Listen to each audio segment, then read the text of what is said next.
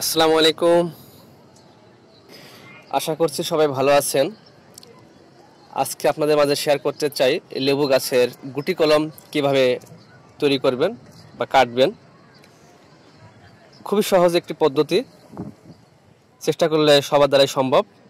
তো গুটি কলম করার জন্য সর্বপ্রথম আমরা যেটা করেছি জৈব সার এবং এঁটেল মাটি। তিন ভাগের এক ভাগ নিয়েছি আমরা জৈব সার এবং 2 ভাগ এঁটেল মাটি, এবং এই দুটোকে সুন্দর করে মিক্সার করে নিয়েছি। এবং মিক্সার করতে গিয়ে আমাদের একটু পানি ব্যবহার করতে হয়েছে, নরম করে কাদার মতো করতে হয়েছে। এটা খুব সুন্দর করে মিক্সার করে নিতে হবে। এরপর আপনাদের যেটা করতে হবে, লেবু গাছের সুস্থ সবল ডাল নিতে হবে। অবশ্যই গাছের সতেজ ডাল হওয়াটা খুব জরুরি। এবং এটার যখন কাটবেন অবশ্যই একটি গিরার নিচে এটাকে তুলবেন। আমরা 1 ইঞ্চি একটু বেশি আমরা বাকল তুলে নিয়েছি এখান থেকে ধারালো ছুরি দ্বারা। অবশ্যই ছুরিটা ধারালো থাকতে হবে, এবং ছুরি ধারালো থাকাটা জরুরি এই কারণেই কাটতে সহজ হবে। এবং কাটার পর বাকল তুলে ফেলার পরে আমরা কাপড় দ্বারা এটাকে খুব ঘষে নিয়েছি যেন পিছলে ভাবটা না থাকে, কারণ পিছলে ভাব থাকলে অনেক ক্ষেত্রে একটু সমস্যা হয় কলমের ক্ষেত্রে। তো এরপর আমরা সুন্দর করে যে মাটিটা আমরা মিক্সার করে নিয়েছিলাম সেই মাটি দ্বারা সুন্দর করে আটকে দিয়েছি।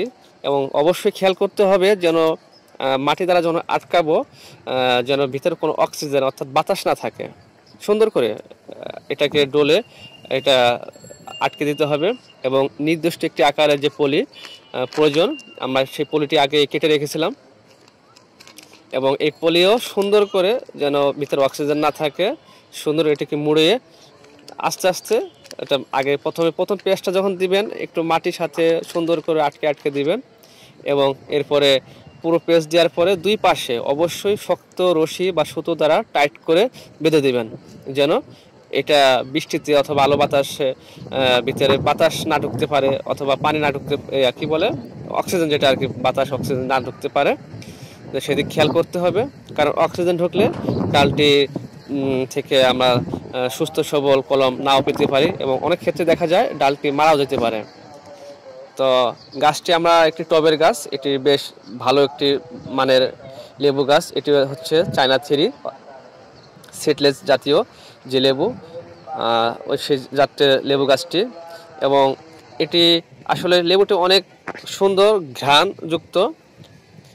সবচেয়ে বড় কথা হচ্ছে গাছটা অনেক বড় হয়ে গেছে আমাদের টবে, যার কারণে লেবু গাছ থেকে আমরা গুটি কলম কেটে নিচ্ছি। এখানে আমার 2টি লাভ। একটি হচ্ছে যে আমার কলম কাটাতে আমার আরও একটি গাছ আমরা পাবো, যদিও আমরা এখানে 3টি কলম কাটছি। আর সেই সঙ্গে যখন আমরা কলম কেটে ফেলবো গোড়া থেকে আরও কুশের হবে, ডাল শাখা প্রশাখা বের হবে, এবং সেখান থেকেও আমরা আবার লেবু পাবো। সবসময় আমার যেটা মনে হয় টবের ক্ষেত্রে যে শাখা প্রশাখা যত বের হবে লেবুর পরিমাণ তত বাড়বে, কারণ আমি সেইভাবেই করার চেষ্টা করি। ডাল যখন বড় হয়ে যায় আমি ডোকা কেটে দিই, আর সেক্ষেত্রে আমার শাখা প্রশাখা যখন বৃদ্ধি পায় লেবুর পরিমাণটা আমি ওইভাবেই পেয়ে থাকি। তো যদি আপনাদের ভিডিওটি ভালো লাগে অবশ্যই লাইক কমেন্ট করবেন এবং সাবস্ক্রাইব করে আমাদের সঙ্গেই থাকুন।